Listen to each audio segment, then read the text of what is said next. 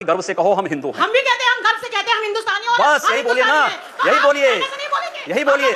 हम लोग यही इसी बात को कहते हैं कि गर्व से कहिए हम हिंदुस्तानी हैं। आपके कहने से नहीं बोलेंगे, हम लोगों की आत्मा कहती है, इसीलिए कह रहे हैं। तो यही तो स्वामी विवेकानंद ने कहा कि गर्व से कहो हम हिंदू हैं। और अगर वही बात मैं कह रहा हूं तो इसमें बुरा मानने की बात कौन सी? योगी जी वो मुसलमान जो हिंदुस्तान में रुके बंटवारे के बाद 1947 के बाद, वो डेमोक्रेटिक सेटअप में रहना चाहते थे, वो नहीं रहना चाहते थे इस्लामी सेटअप में, और उन्हें अपने राष्ट्रवादी होने पर बहुत गर्व है। और हमें किसी से सर्टिफिकेट की क्या जरूरत है? हम तो रुके अपने इस डेमोक्रेटिक सेटअप में, और हम चाहते हैं कि हिंदुस्तान आगे बढ़े, हमारा भारत आगे बढ़े। तो उसमें बांट के तो आप भारत को पीछे ले जाना चाहते हैं। आप बहन जी बहुत अच्छी बात कह रहे हैं, और मुस्लिम है अपने मौलाना और मौलवियों को समझा पाते कि 3 तलाक के मुद्दे पर भी इस प्रकार का फतवा जारी करते बहुत अच्छा होता। मैं क्षमा चाहूंगी, मुस्लिम औरतों के तलाक का मुद्दा आपका मुद्दा नहीं है, ये हम लोगों का मुद्दा है, देश का मुद्दा है। आप पूरे देश की महिलाओं देश का मुद्दा है। आप पूरे देश की महिलाओं के आरक्षण की बात करिए, उनको राज्यसभा में, विधानसभा में। अरे वो मिल ही जाएगा, विवेकानंद जी वो तो मिल ही जाएगा। मुझे दुख होता है कि लोग धर्म को व्यापार बना रखा है। जिस तरह व्यापारी अपने लाभ और हानि के लिए लड़ता है, इसी तरह धर्माचार अपने प्रचार के लिए लाभ और हानि में लड़ते हैं। ये जो है ये व्यापार नहीं है। मुल्ला और मौलवियों को समझाए कि 3 तलाक के मुद्दे पर फतवा जारी करें और एक बड़ी मुस्लिम आबादी को न्याय दें।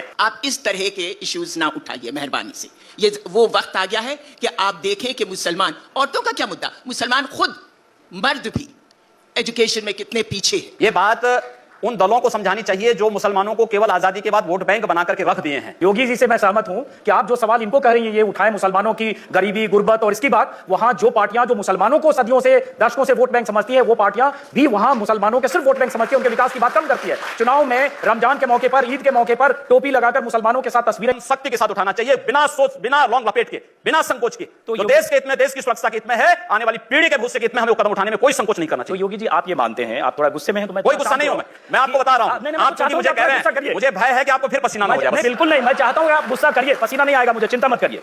मैं ये कह रहा हूं कि इसका मतलब हुआ कि आप देश के हित में मतलब मानते हैं जो 20-22% मुस्लिम आबादी है वो देश हित के खिलाफ है, उनको हाशिए पर रखकर आप अपना देश, अपनी दुनिया। आप कभी गोरखपुर आएंगे ना, वहां मुसलमान नहीं, कोई भी आए अपनी बात कहें, और फिर अगर बातचीत से मानेंगे ठीक, नहीं तो आंदोलन का रास्ता वहां तय होता है। हर एक व्यक्ति की सुरक्षा और हर एक व्यक्ति का विकास आपको देखना गोरखपुर में जाकर के। एक बार इसको ये बोलेंगे हर एक व्यक्ति मतलब हिंदू हो या मुसलमान, जो भारत का नागरिक है वो हमारा नागरिक है, उसमें जाति मत और पंथ कहां की बात आती है? अरे मैं सनातन हिंदू धर्म का उपासक हूं, सनातन हिंदू धर्म का उपासक हूं, सर्वे भवन्तु सुखिनः सर्वे सन्तु निरामया की बात करता हूं।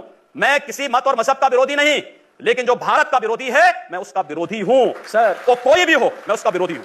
योगी जी ठीक है, तालियां बजाइए आप लोग। योगी जी, उर्दू बाजार को हिंदी बाजार बताना या बदलवा देना, उर्दू हमारी पहचान हिंदी से है या उर्दू से? मैं आपसे पूछना चाहता हूं, आप फिर मुझसे उर्दू में ही पूछिए। मेरी भाषा हिंदी है, मैं उर्दू नहीं जानता हूं। तो फिर लेकिन वहां के लोग भी हिंदी जानते हैं, मैं जानना चाहता हिंदी के नाम पर क्यों ना नाम रखें? सर सवाल तो मैं पूछ रहा हूं, जवाब आप देंगे। मैं आपकी तरह यहां आ जाऊंगा चुनाव लड़ने तो आप मुझसे पूछ लीजिएगा, आज मेरा दिन है।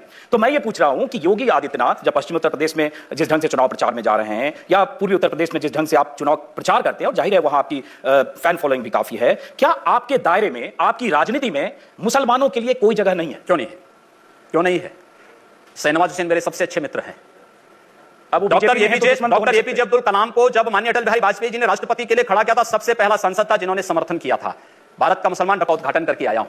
भगवान राम का ननिहाल है, और भगवान राम के ननिहाल में राम मंदिर का निर्माण हो चुका है, और ज्योतिषीय जो गणना है वो बताती है कि भगवान राम के ननिहाल में मंदिर का निर्माण अयोध्या में राम मंदिर के निर्माण का मार्ग प्रशस्त करेगा। लेकिन योगी जी जो उन्होंने सवाल, लेकिन तारीख नहीं बताएंगे, मंदिर भी बनेगा और समय आने पर तारीख भी बताएंगे। लेकिन योगी जी ये जो सही कहा उन्होंने सवाल पूछा कि राम मंदिर की बात चुनाव के ठीक पहले होने लगती है। जैसे अभी चुनाव की तारीखों का ऐलान हुआ, केशव मौर्य जो प्रदेश अध्यक्ष हैं उनकी तरफ से आ गया कि उत्तर प्रदेश में बहुमत की सरकार दो तो राम मंदिर। में राम जन्मभूमि का ताला खुला था, तो कोर्ट ने राज्य सरकार से पूछा था कि लॉ एंड ऑर्डर को आप बना पाएंगे? राज्य सरकार ने लिख के दिया।